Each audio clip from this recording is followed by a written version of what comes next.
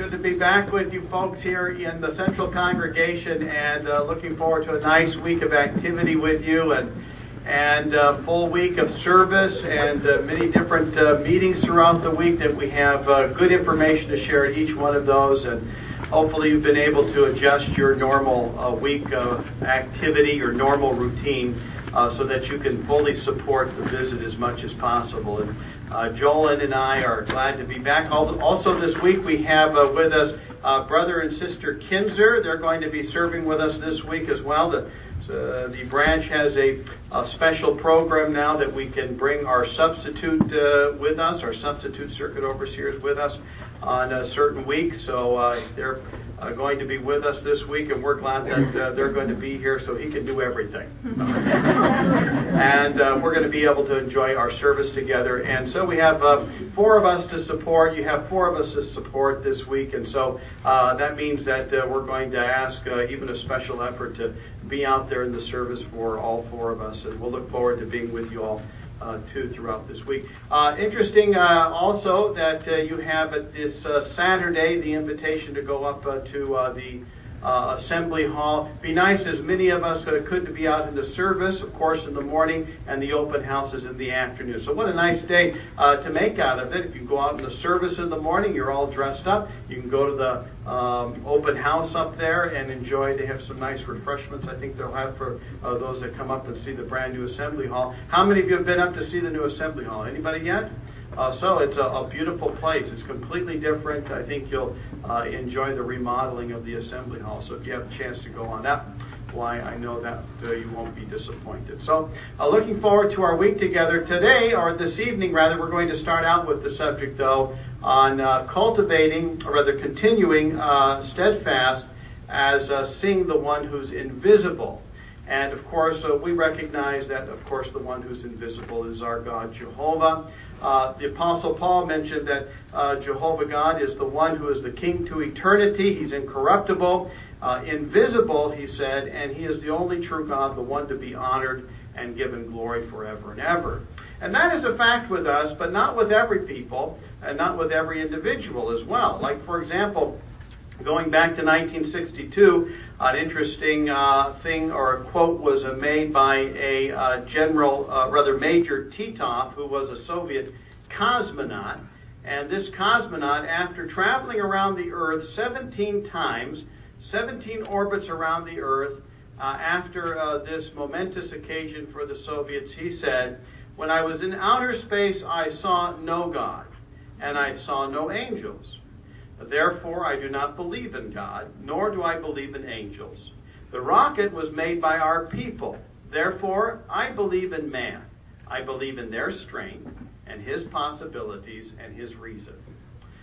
Now, when people hear such quotes today, many times people can understand why that quote may be a narrow-minded quote, because many times people who go up into outer space and orbit the Earth today, why they are overawed by the spectacle of the universe and the setting of the Earth from the outer space, particular view of the outer space. And many times people come back having an appreciation for the Creator, that there is such orderliness in the universe that it makes them think not that there could not be a God, but that there must be a Creator of the universe. And the same thing is true for us. We come to appreciate that really just because people cannot see God does not mean that there is no God. Many times things that we cannot see, this is not a new concept for us, because there are many things that we cannot see that we deal with and we recognize actually exist. But when we think about not seeing Jehovah God, Jehovah told Moses why no human could see him. You recall that in the book of Exodus chapter 33 when he said, "No man can see me and yet live." And in fact, this even applied to Jesus Christ himself. While Jesus was on earth as a human being, he could not see God with his physical eyes either. But he made a very interesting quote while he was here on the earth. Matthew chapter 5, and I want you to notice what he said here. Matthew 5, about seeing Jehovah God. Chapter 5 and verse number 8. Remember this? In the Sermon on the Mount, he said, "Happy are the pure in heart, since they will see God. Happy are the pure in heart, since they will see God. Now, Jesus, of course, was pure in heart, so what did he mean? Well, first of all, the first application, of course, would be for those who would receive heavenly life. And, of course, their nature would change to a spiritual nature, and therefore their eyes, or spiritual eyes, would behold the Creator of the universe. But for all others in the fleshly form, the Apostle Paul helped us to appreciate in the book of Romans chapter 1, verse 20, that God's qualities can be clearly seen from creation. And it gives us evidence that there is a Creator, that He does exist. And that's why when we talk to people in the ministry, we come to appreciate that many times evolutionary thinking many times is taught by intimidation. At least many people think so. And yet creation is actually taught by observation. That's why people, as the Apostle Paul said, would have to have a development of the spiritual eye to understand the Creator, whereas many people in the world today only have a physical eye, things for the physical. But here's the thought. The sad thought is that many times people also, because they become completely engrossed in selfish pursuits and they lose an awareness that God exists, this can be a danger for us as well. Even though we are worshipers of the true God, it can be a danger, the influence that the world can have on us with regards to a lack of an awareness that Jehovah exists. In fact, because sometimes people, since they don't think that they can see or they cannot see God, they believe that God, as a result, cannot see them. And that happened to ancient Israel as well. You recall that? Like, for example, go to the book of Ezekiel, Ezekiel chapter 9. Here's an interesting thought that is a good warning for all of us today as well. Ezekiel chapter 9. And notice what it says here in verse number 9 as a warning for us. Notice it says, "So he said to me, the error of the house of Israel and Judah is very, very great. And the land is filled with bloodshed. And the city is full of crookedness. For they have said, Jehovah has left the land, and Jehovah is not seeing." So, in essence, then, the nation of Israel had that spiritual problem, a lack of spiritual vision. They thought Jehovah God was not watching them, and that encouraged them in all kinds of selfish pursuits and gross immorality as well. But the Bible helps us to appreciate how we can actually remain focused with regards to a spiritual life, seeing the one who's invisible. This particular quote comes from the book of Hebrews. We go to Hebrews chapter 11, which is actually called the chapter of faith, or the book of faith, even the corridor of faith, because within chapter 11 of the book of Hebrews, a number of individuals are mentioned from of old who were examples of strong faith. And so as they list the different individuals of old that would serve as an example for us, they get to the example of Moses here. Paul does in chapter 11, and notice what he says in verse number 27. Now here's the theme of our discussion here tonight. It says, by faith, that is, it says he, that is Moses, by faith he left Egypt, but not fearing the anger of the king, for he continued, here's the phrase, steadfast, as seeing the one who is invisible. So Moses lived his life as seeing the one who was invisible. It was as if Jehovah was standing right next to him, and he could see everything. And Moses lived his life as seeing, as if Jehovah was right next to him, seeing the invisible God right next to him, guide his steps, communicate with him, give him direction each day. That's how he lived his life. And that was necessary for Moses, because that helped to strengthen his faith and give him the faith that was equal to the task that was up for Moses. And remember what Jehovah God gave him to do, the task that he gave him to do.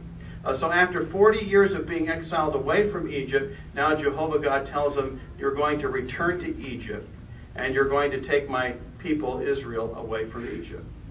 And so this was a huge task. He wouldn't have been able to do it unless he was able to see Jehovah and remain steadfast as seeing that one who's invisible. And think of the faith that it took Moses in order to accomplish that task. I mean, this was no easy thing. Here is this 80-year-old man. He's an 80-year-old man, and now he's going back to Egypt, to the capital city, where he's going to have to go before Pharaoh. And remember, Pharaoh is considered to be God incarnate. He's God incarnate for the people. And as he's walking into Egypt with his brother Aaron, 83 years of age. So here they go. Come on, Aaron, let's go. You know, can you just imagine? They're going through the streets, and the streets of Egypt, here in this capital city, are meant to awe and inspire people. In fact, many capital cities today are built that way. You see how capital buildings are built to impress the foreigner. Well, here Moses comes in, and you can imagine all the different buildings that were there, impressive buildings. Even the ruins are impressive today. The temples, the pyramids, the huge sculptures, the buildings. He's walking through this labyrinth of beautiful, impressive buildings. And now he's walking up to where Pharaoh can be seen into the throne room, where this huge place is with all of his entourage. He's not just by himself sitting on some chair. He's got hundreds of people around him. He's got his advisors and military commanders, the guards and the slaves, not to mention the religious leaders, the magic practicing priests, all surrounding this man. And they're all looking at Moses and Aaron thinking, who do you think you are? You know, you're coming before God. You know. So here they come, Moses and Aaron, right? Moses and Aaron. And what do they have to do? Well, they have to go up and say, Jehovah, the God of the universe, has told you to let his people go. And can you imagine that? Now, he didn't say that just once. He had to go back again and again and again and again and again and again and again and again. And he had to go back 9 times to tell him, let God's people go. And remember, every time he went back, it got tougher for him. Because every time he would go back, a plague had struck Egypt. And each one of these plagues would be also an insult against the gods of Egypt, right? So they just weren't things to, make trouble. They were specifically designed to insult the gods of Egypt. And the Egyptians have hundreds of gods. But here are some of the plagues. Remember them? The first plague, upon the Nile, where the waters turned to blood. That was against the Nile god Hapi. Frogs, where the frogs, were inundated Egypt. That was against a plague against the frog goddess, Hept. And then there was the dust that turned to gnats. That was against Thoth, the lord of magic. The gadflies that came into Egypt, all except Goshen, where Israel was. That was against the god Thoth. Pestilence and livestock. Remember when the plague against the livestock came back? That was against the cow goddess. And then there were the boils that affected all the Egyptians. That was against the healing deities, all the different healing deities that they had. Then there's the thunder and the hail. That exposed the impotence of the god Reshpu, which is one of the gods of rain and thunder. And then there was the darkness, right? Or the locust. Before that, the fertility god Min was plagued with that because he's the protector of the crops. And so the locust came in and ate up all the crops. Then there was the darkness. Now the darkness insulted one of the major gods of Egypt. And if you're able to visit one of the museums in the future where you see Egyptian antiquities, you'll find that many of the ancient pictures of the gods will have, that is the pharaohs, will have this huge circle above their head, which is actually a symbol to the god Ra, from which, by the way, Christendom gets its halo. So here's the god Ra. And now there's the darkness. Well, this is a major insult. So much so that when Moses now goes back after this 9th plague, Pharaoh says to Moses, you come back here again, and I'm going to kill you. He'd had it up to here. So that was the cue for Jehovah God to show Pharaoh who was actually the God of life and death. And that's when he put to death the Son of God. That is the son of the Pharaoh, who, by the way, was also a God incarnate. So now he killed one of their gods. Isn't that interesting? And that brought Pharaoh to his knees. Now he says, take your people and get out of here. And what happened was a miracle, because everyone was inspired to follow Moses. Been gone for 40 years. Now everybody's inspired to follow him all of a sudden. Isn't that amazing? And why? Because of his faith, because of his conviction. His faith was as seeing the one who is invisible. People saw that. And you can see how that kind of faith can inspire others. And that's why all of us can learn from that. Each one of us have an opportunity to inspire our brothers and sisters in the same kind of faith. The way we choose to walk, the way we choose to talk, the way we choose to dress, the way we choose to act, inspires others of faith. Isn't that true? That's why we're all here. You know, we were inspired tonight by the friends that had parts on the platform. That encourages all of us. We need to do that more. And it encourages even young ones. Young ones are inspired. Remember, Moses inspired not just the nation of Israel, but even the foreigners. Some of the Egyptians wanted to go with him. And they're, we're coming with you. They knew God was with those people. Our young people are inspired as well.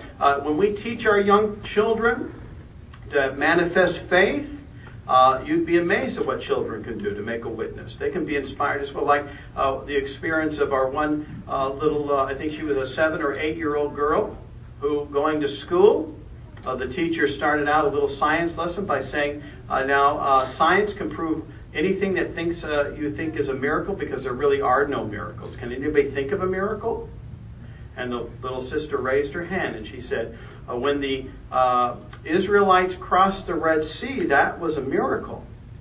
And she says, no, sweetheart, that wasn't a miracle. You see, the Israelites crossed in a place where there was only 3 inches of water.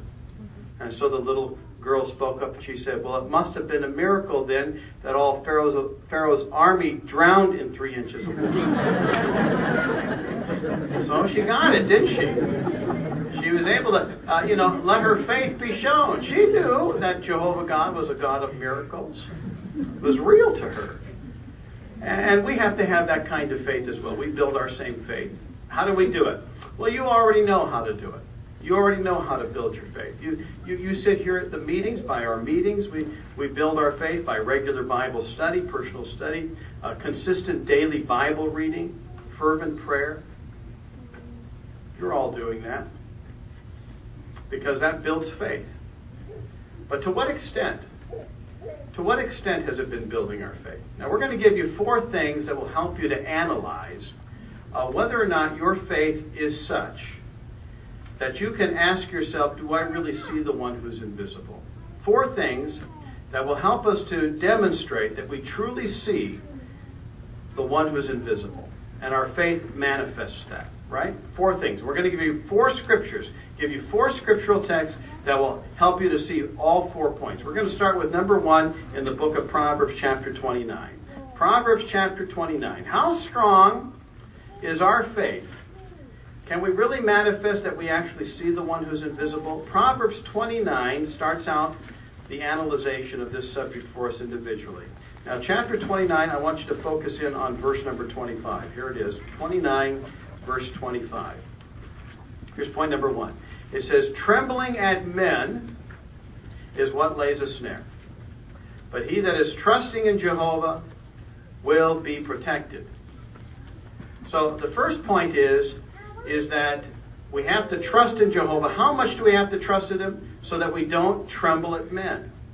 If we tremble at men, then it may be that our faith is not strong enough, right?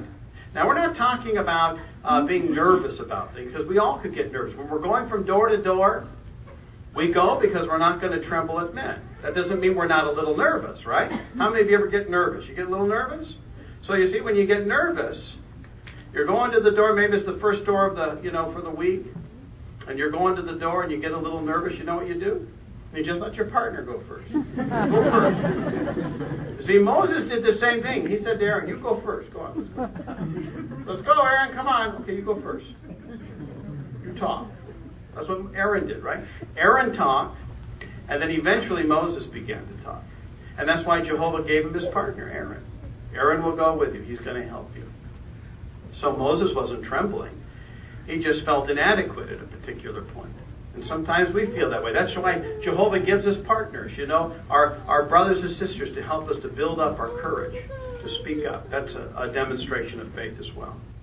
And so our faith can add confidence and fearlessness to our preaching. You get it? We can inspire others by our faith.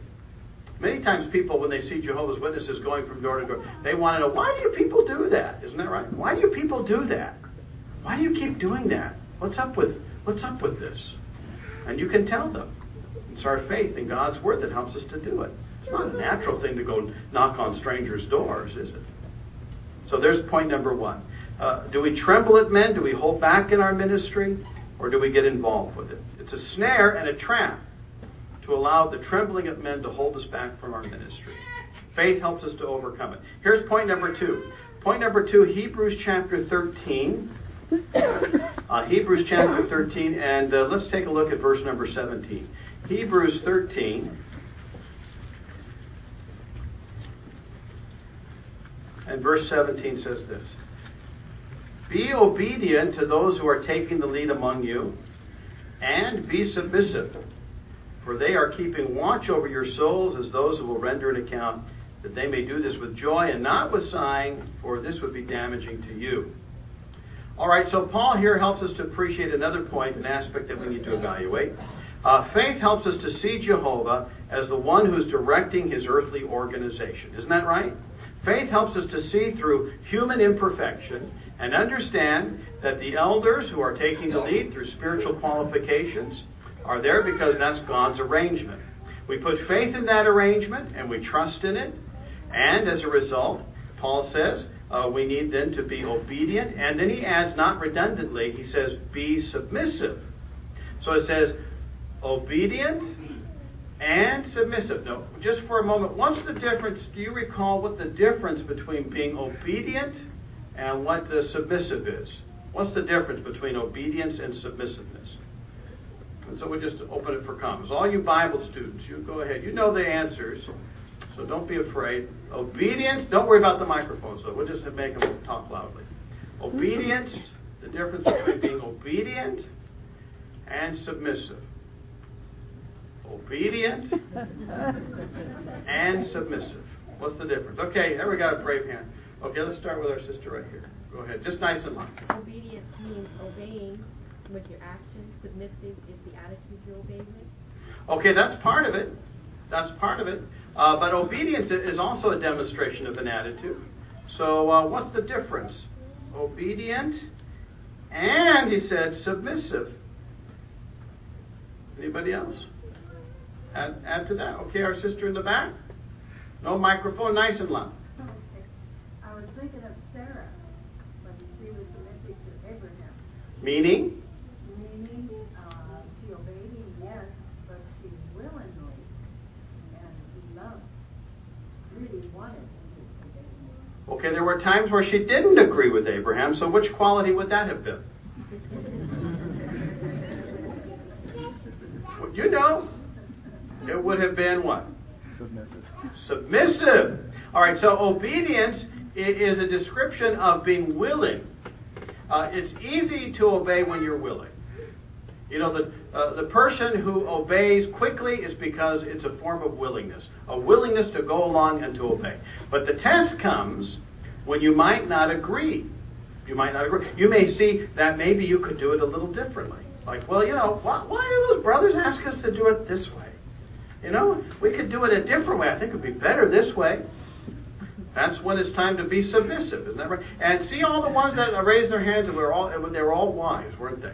And you know, that's interesting that wives say that, because in reality, the Bible says that wives need to remember in the home to be submissive to their husbands, just as the husband is submissive to Christ, as Jesus is submissive to Jehovah. Remember, Jesus submitted to God. He said, don't let my will take place, let your will take place. There was a time when he thought it should be done differently. God said, that's not the way we're going to do it. And he says, I'm submissive. And so the same thing is true within the Christian congregation. At times, maybe we think that something should be done a little differently. Now, there's balances and checks and balances within the congregation too. So if a body of elders is doing something not quite in harmony with God's direction, then eventually the check and balance comes in to make the correction. But the real question is will you be obedient and submissive? Even when you have that inner feeling that it should be done differently. It's like that little illustration of the little boy that came into one of the meetings, and he was sitting down at the meeting and his mother was next to him, and then he just had so much, energy, and he gets up and he stands up, and the mother says, "Now sit down and be quiet." And so he sits down for, 10 or 15 seconds, then he jumps up again, and he's wrestling around over there. She takes his arm and puts him down firmly. She says, "Now I told you to sit down and be quiet. I'm not going to tell you again." And he's sitting there, and you can just see him, all the energy, building up. And then he looks at his mother, and he says, "I may be sitting down on the outside, but I'm standing up on the inside." You can see a kid like that. And sometimes adults are the same way. Inside, they think it should be done differently. But outside, they're submissive. And that's an indication of faith within the Christian congregation. Because it says, remember, that you can do this with joy, or they can do this with joy. That is, give direction with joy and not with sighing. For that would be damaging, not to them, but to us individually, right? Point number 2. Okay, point number 3, Isaiah chapter 30. Isaiah chapter 30 also analyzes our faith and our strength, whether or not we really are manifesting it in a way that shows we behold the one who is invisible. Isaiah chapter 30, and I want you to notice verse number 20. Now, this particular verse was written to give discipline, first of all, to the nation of Israel, but it also adds some insightful comments on how they would start to adjust their attitude. The discipline from Jehovah. In verse 20 it says, "And Jehovah will certainly give you people bread in the form of distress and water in the form of oppression, yet your grand instructor will no longer hide himself, and your eyes must become eyes seeing your grand instructor." Now we're going to emphasize the point that the nation of Israel had to come to the point of seeing Jehovah from the perspective of Him being their grand instructor. And that was the problem with the nation of Israel, wasn't it? Because they stopped thinking that Jehovah had the right to tell them what to do. And so here's the point of faith. Our eyes need to see Jehovah God as our grand instructor. When He gives us instruction, we should be there to hear it. It's like when the grand instructor says, got to come to your meetings. Come to your meetings. And you say, who's the grand instructor that he should tell me to come to the meetings? Now we've lost a sense of priority. Well, I think I'll do something else besides go to the meeting. Now we've lost our eyes of faith. So if we're an individual who habitually misses their meetings for no scriptural reason to do that, then could we really say that we have a sense that Jehovah God is our grand instructor? Could we really say that? I submit that you couldn't. Because the Bible helps us to appreciate that the grand instructor has the right to help us to appreciate the need to keep spiritual priorities. The same thing in maintaining a Bible study habit as with attending Christian congregational meetings. So the faithful slave helps us to understand these points a little closer. We start to analyze them, and we say, how might I strengthen my faith a little bit more, right? To see the one who's invisible. Here's point number 4. Now this one is the more difficult one. Point number 4, back to the book of Hebrews chapter 4. Hebrews chapter 4. And the Apostle Paul addresses a true matter of faith. We've gone through 3 of the 4 points. Now here might be the more difficult one. Because it says, verse number 13, it says about Jehovah that there is not a creation that is not manifest to His sight. But all things, now notice this, are naked and openly exposed to the eyes of Him with whom we have an accounting. So Paul here brings up a point that might challenge each of us. He says, to Jehovah God, all things are naked. That means that He can see everything that's going on. You can't hide from Jehovah God. But besides it being naked, it says openly exposed.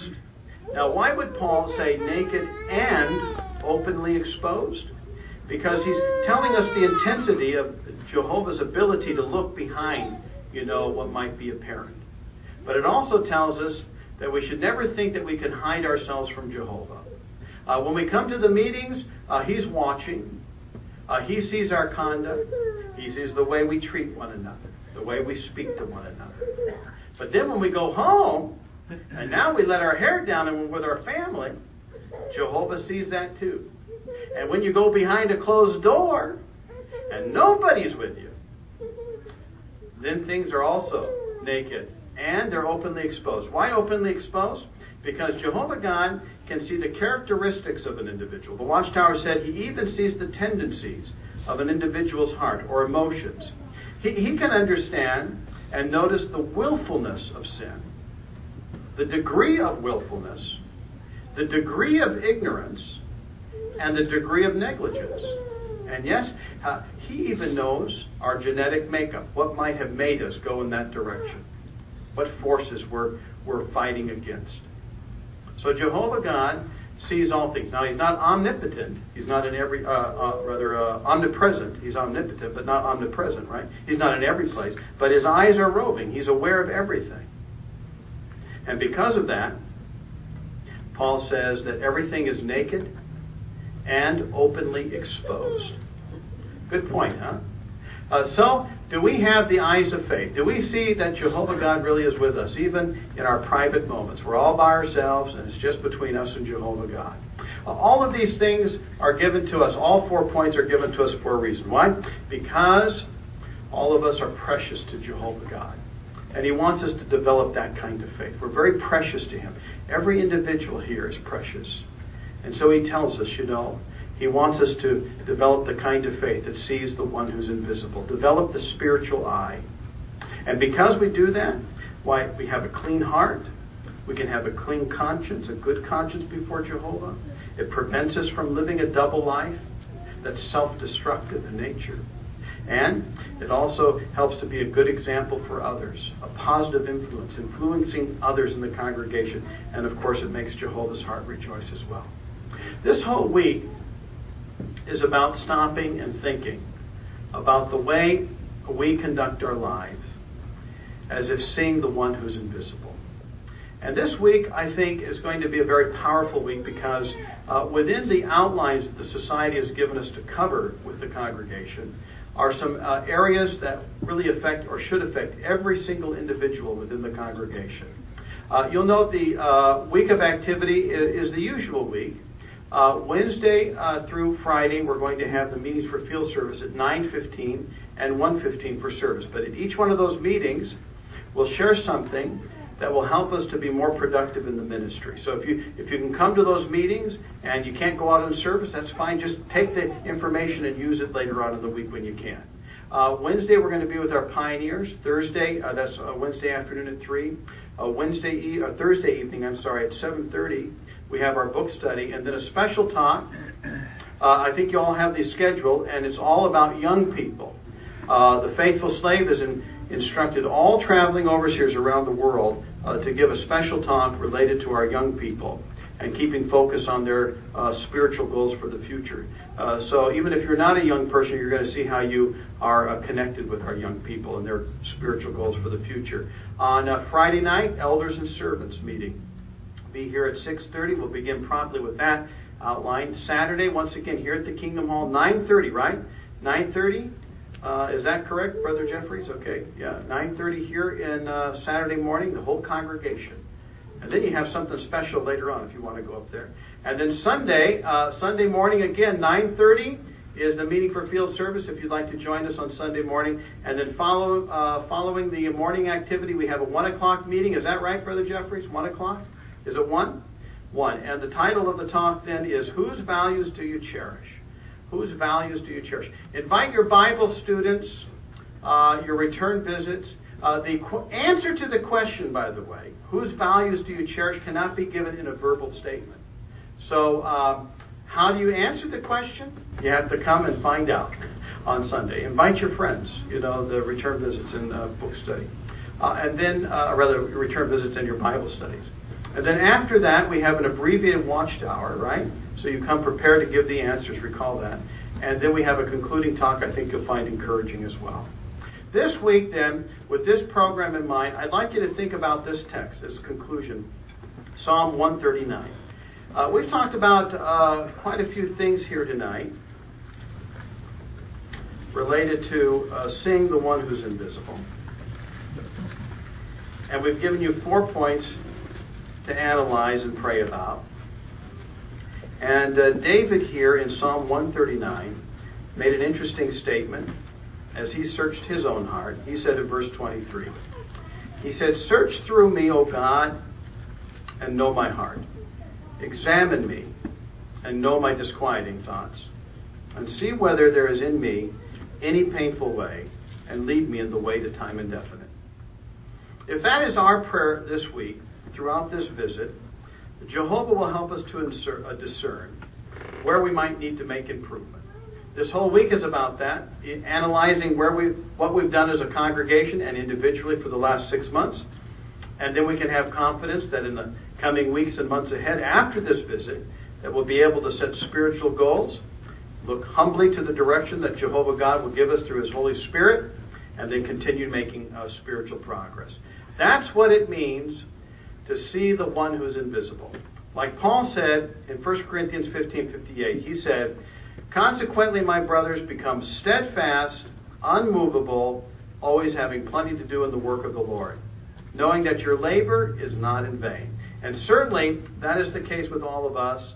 May we always display that heartfelt reverence for Jehovah. And come what may, let us never waver in our determination to continue steadfast as seeing the one who's invisible.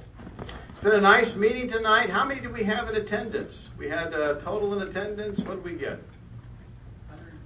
106. Wow. What do you think? 106 present tonight. Very nice. Good group. Very nice and lively meeting. Good parts on the meeting tonight. And so we're looking forward to more of the same throughout the week. And concluding our meeting tonight, we're going to stand and we're going to sing together song number 162. Is that right? 162? Which is entitled "Preach the Word." And then we're going to have Brother Jeffries come up and he can dismiss us in a word of prayer.